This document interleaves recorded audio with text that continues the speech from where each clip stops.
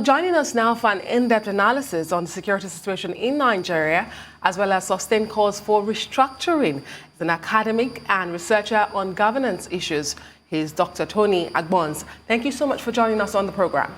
Thank you so much. It's really good to be here.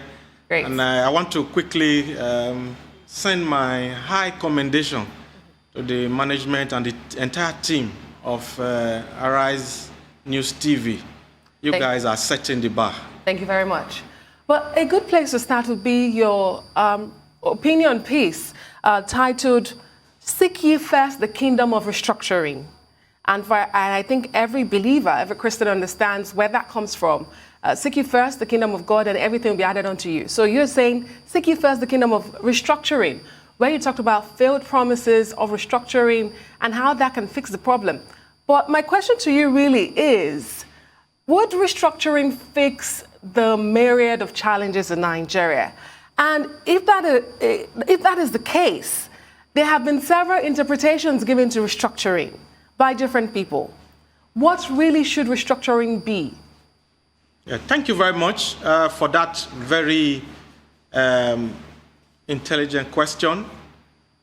Restructuring, means a lot to different people. But I'm just going to put it in a very simple language so that people will really get to understand. What do you restructure?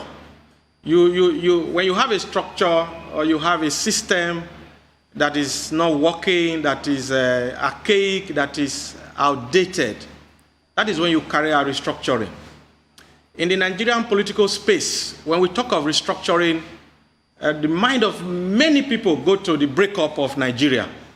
The mind of many people go to crisis happening in Nigeria. But this actually is not the case. The restructuring some of us agitate and that some of us advance is in two different ways. And I'm just going to talk about them, maybe as we go in this interview. One is political and the other is mindset. You will agree with me that Nigeria, as we currently operate, is not working. It is not working, except we are deceiving ourselves. So when you have a system that is not working, like other countries have done globally, you go back to the drawing board, if you have one, you sit down and take a look, and then you decide to make changes. I must say that if we continue the bogus pseudo-unitary system that we call a federal system we practice in Nigeria now, the country is going to end up in the abyss. This is hard talk, but we have to say the truth the way it is. So when we talk about restructuring, we are talking of proper federalism. We borrowed this federal system from the United States. Even our close neighbor here, the Ghanaians, they have a system, a regional system that is very, very well restructured, and things are working.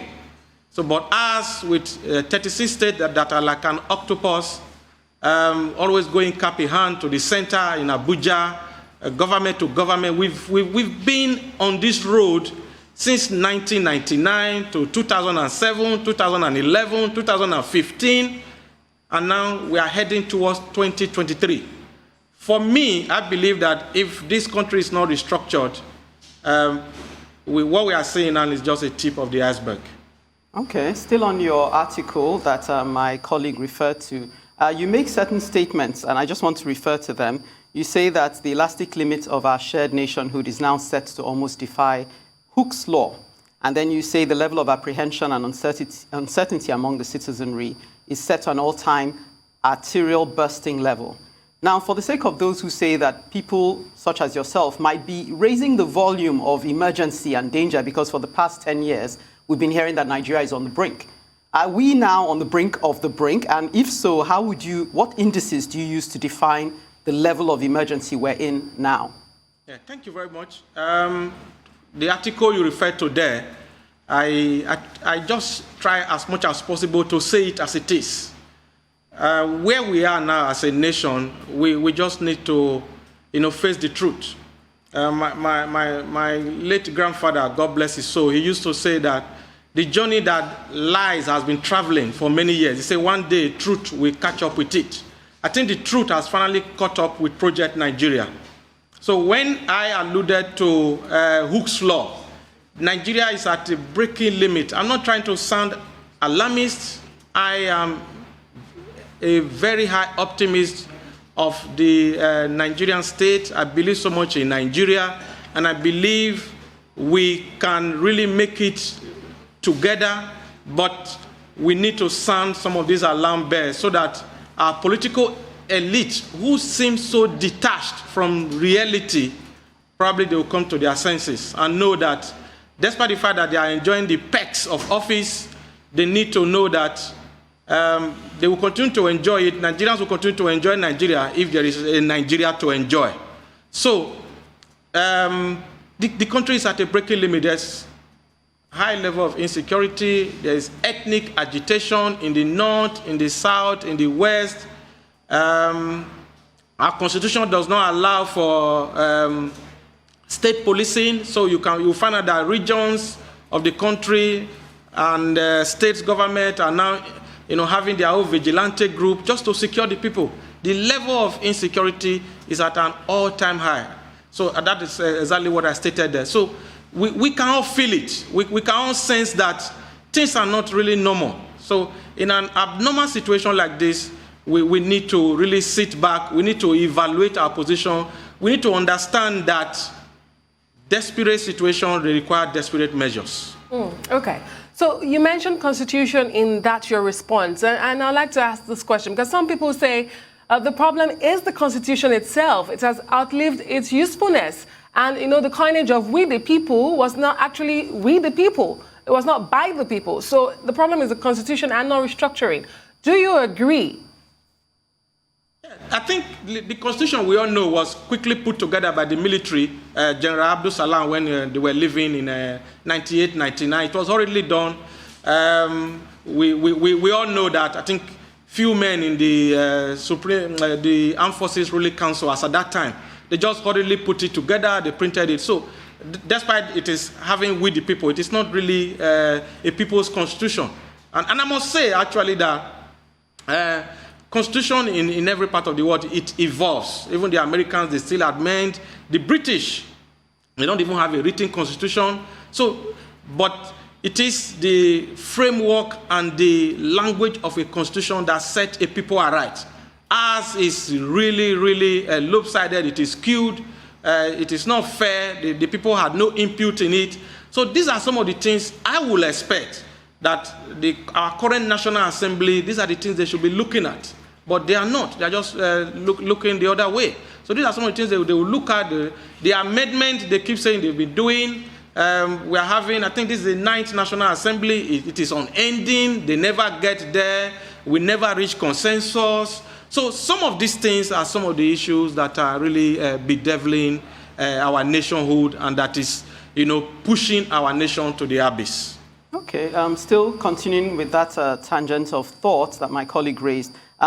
You seem to be agreeing by your response that there is a multifactorial approach to solving the problem of Nigeria, even though your article is titled CQ First, Restructuring, essentially. So I'm just preferring certain things that you might want to consider alongside restructuring. There's the issue of the citizens' orientation, issue of ethnic configuration, and the Constitution. So do you concede that we may be looking at a multifactorial cure rather than a one shoe fits all? Absolutely. It is multifactorial. There are a lot of indices, there are a lot of indicators that we need to put together. Like I mentioned at the beginning of this talk, we restructure, we practice true federalism like it's done in other federal systems across the world. And then the very significant aspect of it is the mental reset of the citizenship. Going to school in Benin City in the 80s and 90s, we were studying civics education. So as the citizens, we all need to have a mental reset.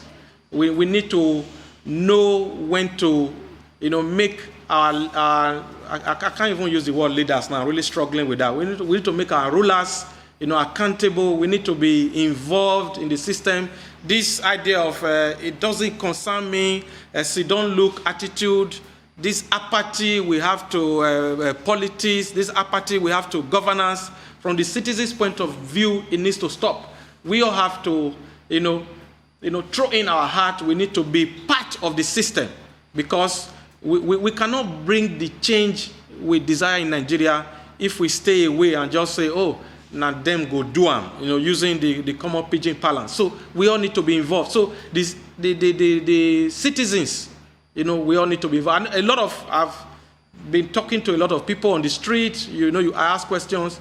I know everybody is scampering for survival, trying to make ends meet.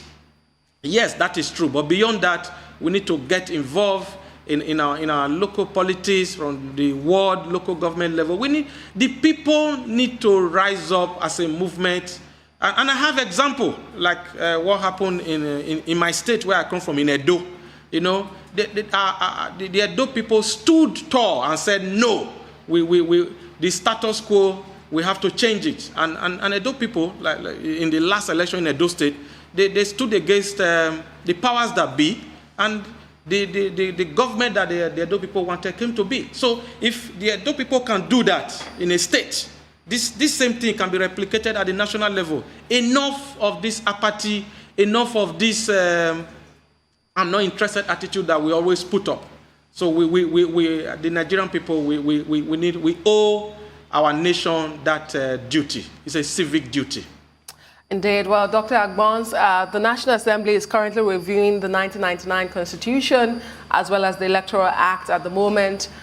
We hope that those clamoring for restructuring, such as yourself, may be at least pacified by this attempt, the latest attempt. But thank you so much for being on Newsday today. Much appreciated. It's been my pleasure. Thank you so much.